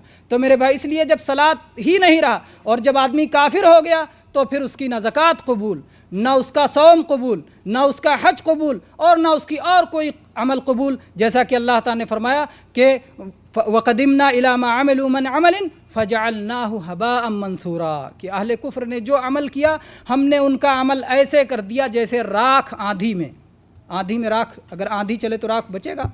चिकने पत्थर पे उड़ जाएगा सब के सब। तो इसी तरह से अमल कोई फ़ायदा नहीं होगा अगर बंदे के यहाँ ईमान नहीं है। और ईमान के तकाज़े में सबसे बड़ा तकाज़ा क्या है? सलाह, 5 वक्त की सलाह, फ़र्ज़ सलाह। तो फ़र्ज़ सलाह इंतहाई अहम है मेरे भाइयों। इसलिए सलात की पाबंदी में रमज़ान हो गैर रमज़ान हो, हमेशा सलात का पाबंद होना चाहिए। इंतहाई अहम मेरे भाइयों, इंतहाई जो है सख्त तरीन गुनाह है नमाज को छोड़ना। जो उलमा कहते हैं कि काफिर नहीं होगा, वो भी कहते हैं कि तर्के सलात, नमाज का छोड़ देना, ये ज़िना से भी बड़ा गुनाह है, ये चोरी से भी बड़ा गुनाह है, ये शराब पीने से भी बड़ा गुनाह है, ये सूद खाने से भी बड़ा गुनाह है और जो है बहुत सारे गुनाहों से ये बड़ा गुनाह है। तो मेरे भाइयों, शिर्क के बाद तर्क सलात ये बहुत बड़ा गुनाह है। जो उलमा उसको कुफ्र नहीं मानते वो भी उसको बहुत बड़ा गुनाह मानते हैं। इसी तरह से मेरे भाइयों, माह जो है रमज़ान में हमें बकसरत आमाल खैर अंजाम देना चाहिए। जो भी हम नेकियां जानते हैं, जो भी हम नेकी कर सकते हैं, अल्लाह का ज़िक्र है, कुरान मजीद की तिलावत है, दावत इल्लाह है, भलाई का हुक्म देना, बुराइयों से रोकना, जो है इसी तरह से माँ बाप को खुश करना, उनकी फरमाबरदारी करना, और इसी तरह से जो भी आप नेकियां जानते हैं, सदक़ा व खैरात करना, गरीबों, यतीमों और मिस्कीनों और बेवाओं का ख्याल रखना, और इस तरह से जितनी भी नेकियां जानते हैं, हर नेकी में बढ़ चढ़ के माह रमज़ान में हमें हिस्सा लेना चाहिए। मेरे भाइयों, कुछ लोगों के लिए माह रमज़ान में सौम न रखना जायज़ है और वो बाज़ में उसकी जो है क्या नाम है उसकी क़ज़ा कर सकते हैं। जैसे मरीज़ है, मुसाफिर है, हैज़ व निफास वाली औरतें हैं, हमल व रज़ाअत वाली औरतें हैं, बूढ़े मर्द और औरतें हैं।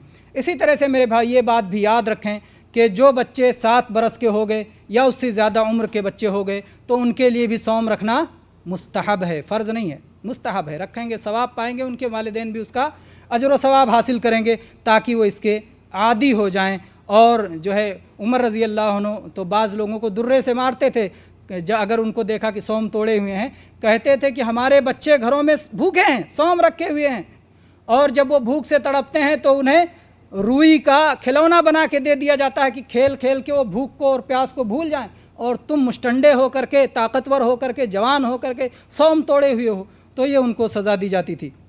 मेरे भाइयों, माह रमज़ान में बहुत सारे फ़जीलत वाले आमाल हैं, बहुत सारे फ़जीलत वाले आमाल हैं। सबसे अहम अमल तो आपने सुन लिया, सियाम का अमल।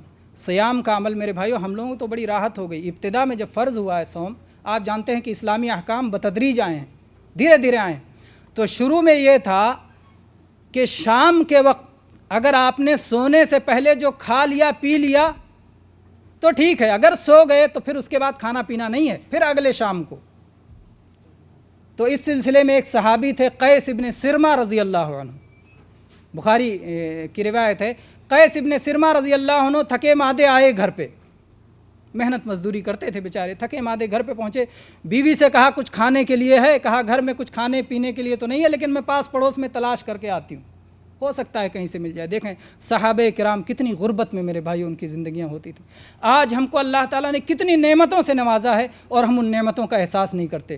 پینے کا صاف ستھرا پانی اور کھانے کے لیے بہترین لذیذ کھانے، ایک سے ایک کھانے، رات کو سونے کے لیے آرام دہ بستر، اور اس طرح سے بہت سارے امن و امان اور بہت ساری نعمتیں اللہ تعالیٰ کی ملی ہوئی ہیں جن کا ہم احساس نہیں کرتے۔ آج میرے بھائیو جب آپ خبریں دیکھتے ہیں کہ فلاں جگہ طوفان آ گیا اور فلاں جگہ لوگ مصیبت کا شکار ہیں، اس وقت بھی بہت سارے لوگ جو ہے اللہ سے شکوہ کرتے ہیں، گلہ کرتے ہیں کہ اللہ یہ مصیبت کیوں ڈال دی، بجائے اس کے کہ نعمت کا احساس کریں کہ ہم کتنی نعمتوں میں ہیں، ہم کتنی نعمتوں، اپنی نعمت کا احساس کریں۔ اور اللہ تو وہ ذات ہے کہ لا یسأل عما یفعل، اللہ سے پوچھ سکتے ہو اللہ کیا کرے؟ اللہ جو چاہے کرے، اللہ اس کائنات کا مالک ہے، ہم اس کے غلام ہیں۔ ہم کون ہوتے ہیں اللہ سے پوچھنے والے، یا اللہ کے عمل پہ ہم استدراک کرنے والے، یا کوئی بھی بات گلہ اور شکوہ اپنی زبان پہ لانے والے؟ ہم کون ہوتے ہیں میرے بھائیو؟ تو گلہ اور شکوہ تو نہیں کر سکتے، اللہ نے جو سمجھا اس کی حکمت اللہ جانتا ہے، اور اللہ سے بڑا کوئی حکمت والا نہیں ہے، کوئی ذات حکمت والی نہیں ہے اللہ سے بڑھ کر کے۔ اللہ اکبر، اللہ سب سے بڑا ہے، ہر چیز میں اللہ تعالیٰ بڑا ہے۔ تو اس لیے بجائے اس کے کہ ہم وہ جو ہے ان پر افسوس کرنے کے بجائے اپنی نعمتوں کا احساس کریں اور یہ سوچیں کہ وہ اللہ جس نے ہم کو یہ نعمتیں دی ہیں، ہم اس اللہ کو راضی کرنے کے لیے اور اس کے غضب سے بچنے کے لیے اور اس کے عذاب جہنم سے بچنے کے لیے اور اس کے جنت میں دوبارہ واپس جانے کے لیے، جہاں سے ہمارے باپ دادا کو ایک غلطی کی وجہ سے نکال دیا گیا تھا، ہم اس کے لیے کیا کرتے ہیں میرے بھائی؟ یہ ہمیں غور کرنا چاہیے اور ہمیں یہ سوچنا چاہیے۔ اللہ تبارک و تعالی ہم سب کی اصلاح فرمائے۔ تو میرے بھائیوں، ہم بڑی نعمتوں میں ہیں صوم کے معاملے میں، کہ صوم اب جو ہے اللہ تعالیٰ نے اجازت، جب وہ اس کے بعد وہ صحابی جو ہے لیٹے کہ تھوڑا ٹیک لگا لیتے ہیں، تب تک بیوی کہیں سے کھانا پینا لے کے آتی ہے۔ بیوی گئی کھانا پینا لے کر کے آئی، جب پہنچی تو دیکھے کہ انہوں نے ٹیک لگایا اور تھکے مادے دن بھر کے سو گئے۔ تو کہا واہ خیبۃ لک، کہ بربادی ہو، اب کیا میں کھانا لے کے بھی آئی تو فائدہ کیا ہوا کہ سو گئے، اور صبح وہ اٹھے تو بے ہوش ہو گئے، کل کا دوسرے دن کا صوم پورا نہیں کر سکے۔ تو پھر اللہ تبارک و تعالیٰ نے قرآن مجید میں آیت نازل فرمائی جو ہے کہ تم اس وقت تک کھاتے پیتے رہو حتیٰ یتبین لکم الخیط الابیض من الخیط الاسود من الفجر، جب تک فجر نہ ہو جائے تب تک کھاتے پیتے رہو۔ تو وہ منسوخ ہو گیا اور پھر یہ نیا سسٹم آیا کہ آپ سحری، لیکن اس کے باوجود کتنے لوگ اس نعمت کی قدر نہیں کرتے اور رات میں 12 بجے ہی کھا کر کے سو جاتے ہیں کہ سحری، چلو یہی سحری ہو گئی۔ نہیں، سحری کو اپنے آخری وقت میں کھانا چاہیے میرے بھائیوں۔ پھر اس کے بعد اس میں تلاوت قرآن، یہ قرآن کریم کا مہینہ ہے، اور اس میں قرآن کریم کا جو ہے نبی کریم صلی اللہ علیہ وسلم جبریل علیہ السلام آپ کو پڑھانے کے لیے آتے تھے اور ہر رمضان میں دور کراتے تھے۔ اسی طرح سے یہ صدقہ کا مہینہ ہے۔ نبی کریم صلی اللہ علیہ وسلم کے بارے میں حدیث میں آتا ہے کان اجود الناس واجود ما یکون فی رمضان، اللہ کے نبی بہت زیادہ سخاوت کرنے والے تھے اور بہت زیادہ خرچ کرنے والے تھے، اور رمضان میں تو آپ کی سخاوت بہت بڑھ جایا کرتی تھی۔ تو رمضان خرچ کرنے کا مہینہ ہے، رمضان عمرے کا مہینہ ہے۔ عمرے کے بارے میں جناب محمد رسول اللہ صلی اللہ علیہ وسلم نے کیا فرمایا؟ عمرۃ فی رمضان تعدل حجہ، حج کے برابر ہے رمضان کا عمرہ، اور بعض روایات میں ہے حجۃ معی، یعنی نبی صلی اللہ علیہ وسلم کے ساتھ حج کرنے کے برابر ہے۔ تو یہ بہت بڑی فضیلت ہے، اگر رمضان میں جو ہے عمرہ کرنے کا موقع ملے تو اسے ضائع نہیں کرنا چاہیے۔ اسی طرح سے افطاری کروانے کا ثواب آپ سب جانتے ہیں کہ کسی نے اگر کسی صائم کو افطار کروایا تو اس کی وجہ سے جو ہے اس کا پورا ثواب اسے مل جائے گا اور صائم کے ثواب میں کوئی کمی بھی نہیں ہوگی۔ اور شب قدر کی تلاش جو کہ آخری 10 راتوں میں آتی ہے، شب قدر اس کی تلاش کرنا، اور نبی کریم صلی اللہ علیہ وسلم اسی شب قدر کو حاصل کرنے کے لیے آخری 10 راتوں میں اعتکاف بھی کر لیا کرتے تھے، کیونکہ جو آدمی ساری 10 راتوں کو میں عبادت کرے گا وہ ضرور اس رات کو پا جائے گا، اور اس میں زیادہ امید ہوتی ہے شب قدر کی جو ہے طاق راتوں میں۔ آپ نے فرمایا التمسوها فی العشر الاواخر، آخری 10 راتوں میں تلاش کرو، اور پھر بعد میں آپ نے جو ہے فی اوتارہا کہا، اس کی وطر اور طاق راتوں میں تلاش کرو۔ تو یہ جو ہے میرے بھائیوں یہ فضائل والے اعمال ہیں جن سے ہمیں بچنا چاہیے۔ اسی طرح سے فضیلت والا عمل تراویح ہے۔ آئیے تراویح کے مسائل بھی ہم دیکھتے چلتے ہیں۔ تراویح کے سلسلے میں تراویح کی فضیلت یہ متفق علیہ حدیث ہے۔ ابو ہریرہ رضی اللہ عنہ بیان کرتے ہیں کہ اللہ کے نبی صلی اللہ علیہ وسلم نے فرمایا من قام رمضان ایمانا واحتسابا غفر له ما تقدم من ذنبه، جو آدمی ماہ رمضان میں قیام اللیل کرتا ہے، قیام یہی تراویح ہے، قیام اللیل وہی تراویح. اللہ کے نبی نے کہا قام، قیام کرے. تو یہ قیام کرتا ہے ایمان کے ساتھ اور ثواب کی نیت سے، یہ دکھانے کے لیے نہیں کہ میں نے تراویح پڑھ لی اور بڑا تیر مارا ہے نا، اور بڑا میں نمازی ہوں اور بڑا جو ہے شوق ہے مجھے عبادت کا. یہ سب کے لیے نہیں، ریاکاری کے لیے نہیں، دکھاوے کے لیے نہیں، اور جو ہے اور کوئی چیز بننے کے لیے، حاصل کرنے کے لیے نہیں، بلکہ ایمان کے ساتھ اور اللہ سے اجر و ثواب کی نیت رکھتے ہوئے جو آدمی قیام کرتا ہے تو اللہ تبارک و تعالیٰ اس کے تمام پچھلے گناہوں کو معاف فرما دیتا ہے. میرے بھائیوں، نبی کریم صلی اللہ علیہ وسلم کی اس معاملے میں سنت یہ تھی کہ آپ 8 رکعتیں 2 کر کے پڑھتے جاتے تھے، اور اس کے بعد میں پھر 3 رکعتیں آپ وطر پڑھ لیا کرتے تھے. یہ آپ کا عام معمول تھا، اور آپ نہایت خشوع اور خضوع کے ساتھ، اطمینان کے ساتھ، ٹھہر ٹھہر کے تلاوت کرتے ہوئے، جیسا کہ عائشہ رضی اللہ عنہ کی متفق علیہ حدیث بخاری و مسلم میں کہ نبی صلی اللہ علیہ وسلم چاہے رمضان ہو چاہے غیر رمضان ہو، ما کان یزید فی رمضان ولا فی غیرہ علی 11 رکعہ، رمضان ہو چاہے رمضان کے علاوہ ہو، کبھی بھی آپ 11 رکعتوں سے زیادہ نہیں پڑھا کرتے تھے. اور اسی طرح سے ایک روایت میں آپ نے فرمایا کہ عائشہ رضی اللہ عنہ کی روایت ہے کہ آپ نے جو ہے 10 رکعتیں پڑھی، اور اس کے بعد میں 2 رکعت پہ آپ سلام پھیرتے تھے، پھر 1 رکعت پہ آپ وطر پڑھتے تھے. 10 رکعتیں آپ پڑھے 2 کر کے، اور اس کے بعد 1 آپ نے وطر پڑھ لیا. تو گویا 11 پڑھنے کا گویا 2 طریقہ ہو گیا، ایک 8 2 کر کے پڑھنے کا، اور پھر ایک 3 وطر ایک ساتھ. اور دوسرا طریقہ ہو گیا کہ 10 رکعتیں 2 رکعت کر کے پڑھتے جائیں اور 1 رکعت وطر پڑھ لیں.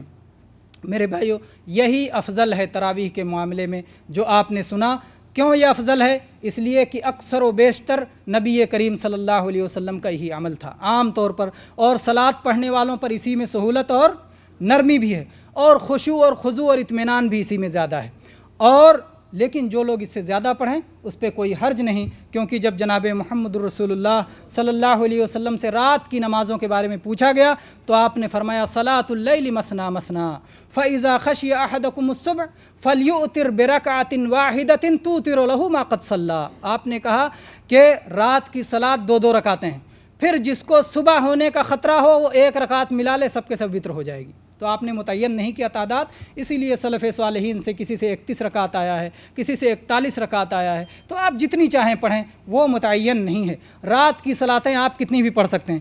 بہت سارے لوگوں کے سامنے جب یہ مسئلہ بیان کیا جاتا ہے کہ تراویح میں 11 سنت ہے اور زیادہ جائز ہے، تو کہتے ہیں کہ یہ لوگ سب کو خوش کرنا چاہتے ہیں. میرے بھائیو، انتہائی غلط بیانی ہے. ہم سب کو خوش نہیں کرنا چاہتے، ہم اللہ کو خوش کرنا چاہتے ہیں. دلوں کا حال اللہ جانتا ہے.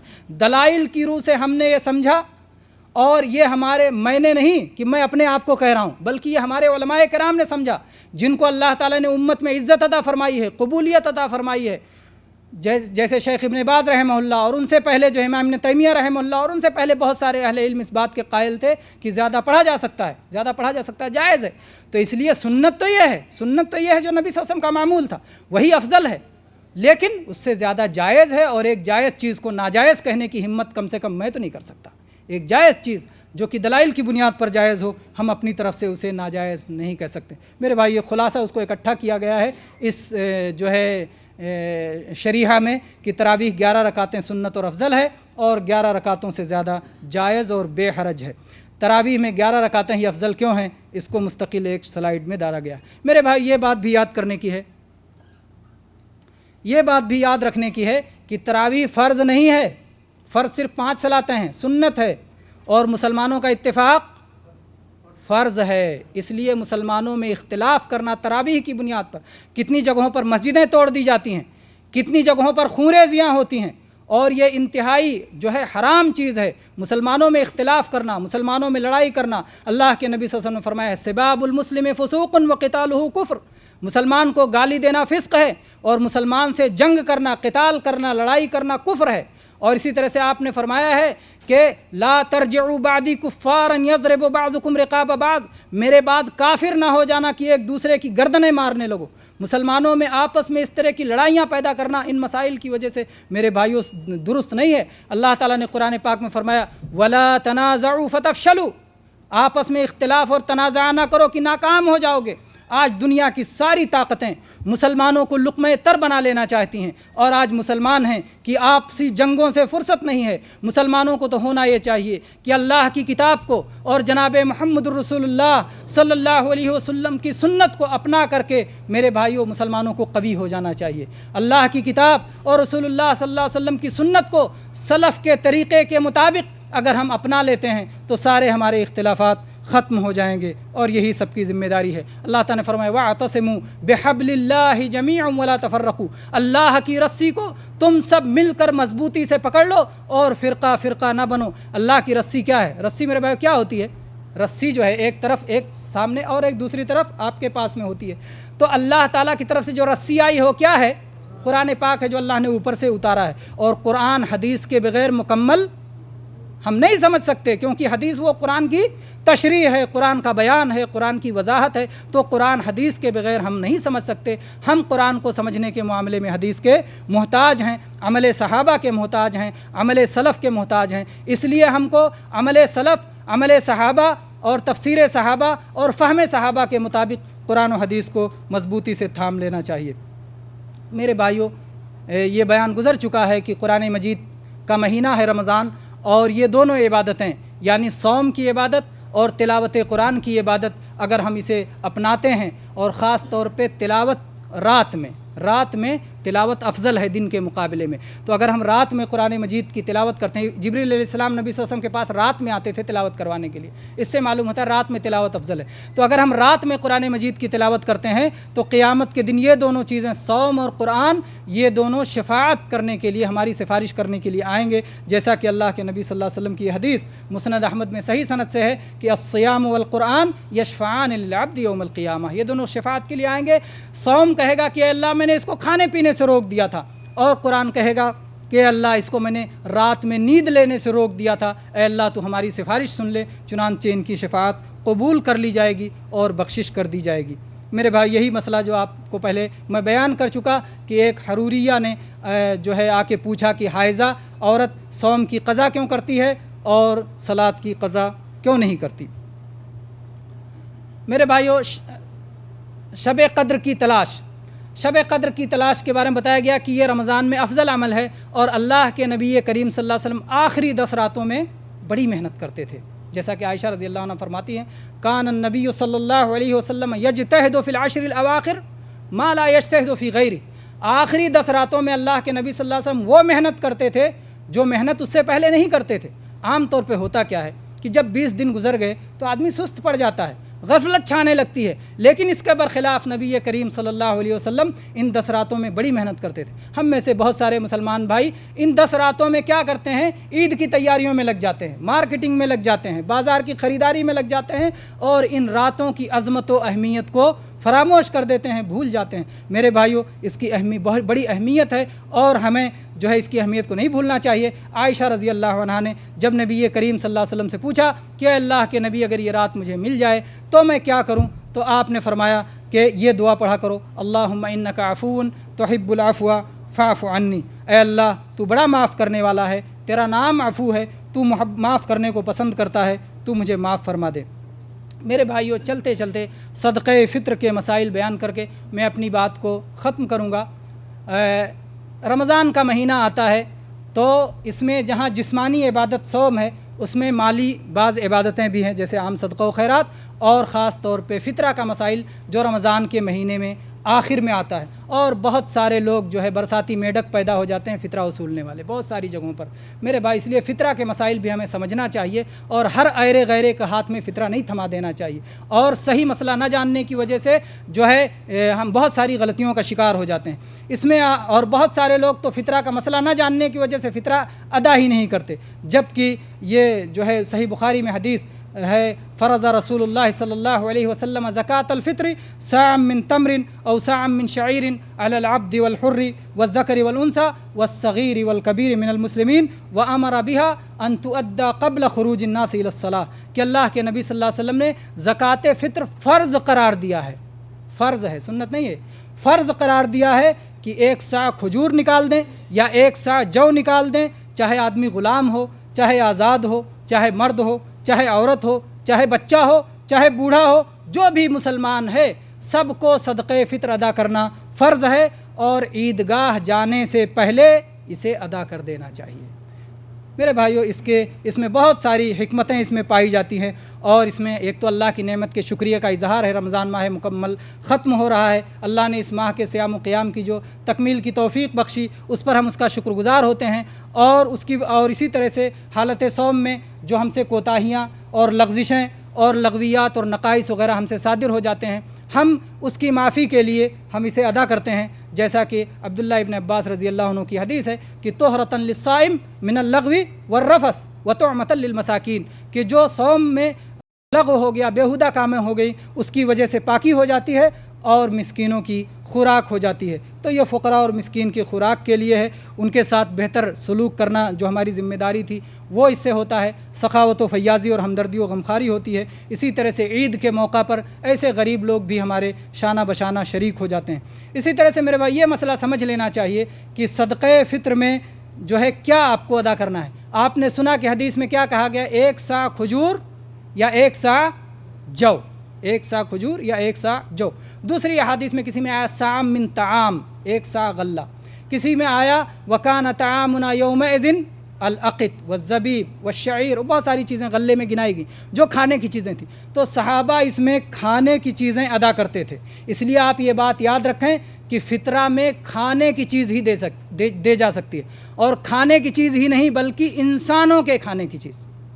آپ چاہیں کہ چارہ دے دیں، وہ بھی کھانے کی چیز ہے، لیکن انسانوں کے نہیں، حیوان کے کھانے کی چیز، تو وہ بھی آپ نہیں دے سکتے۔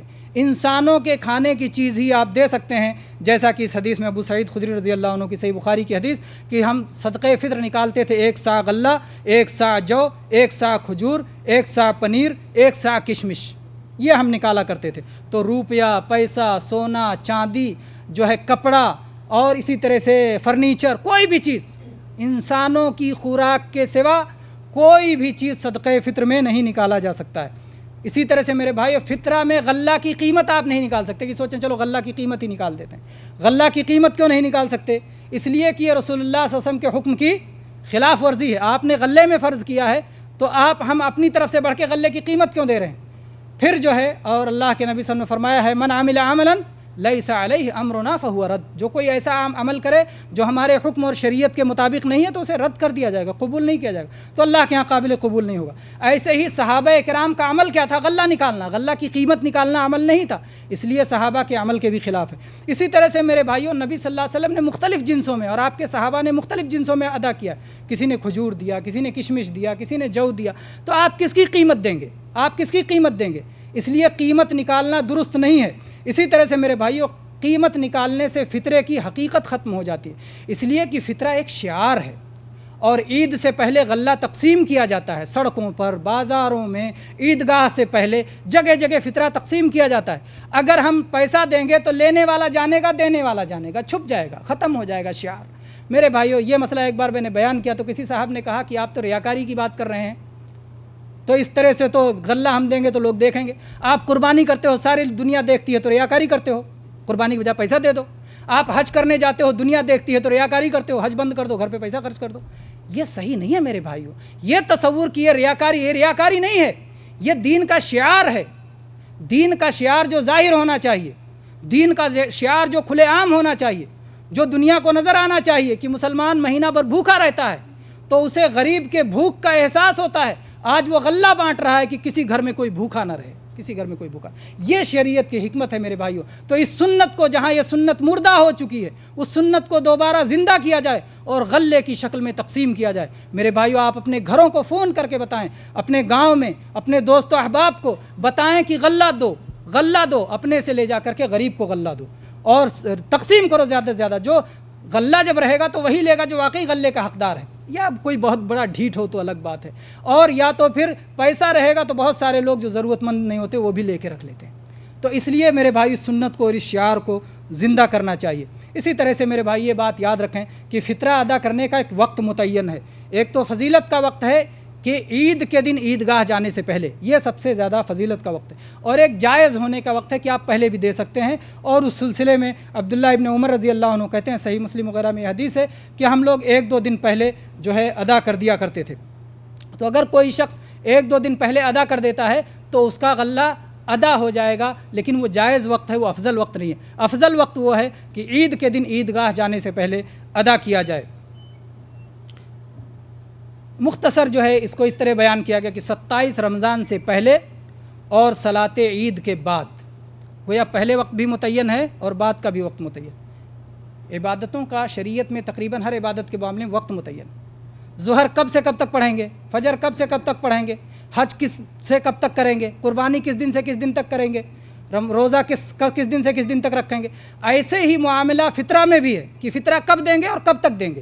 تو 27 رمضان کے بعد سے دینا شروع کریں گے اور عید کی صلاۃ پڑھ لیا، اس کے بعد دینا بند کر دیں گے۔ تو یہ اس کا وقت متعین ہے اور اس سے ہٹنا نہیں چاہیے، اس کے بغیر جو ہے بلا عذر کے اس وقت سے الگ دینا درست نہیں۔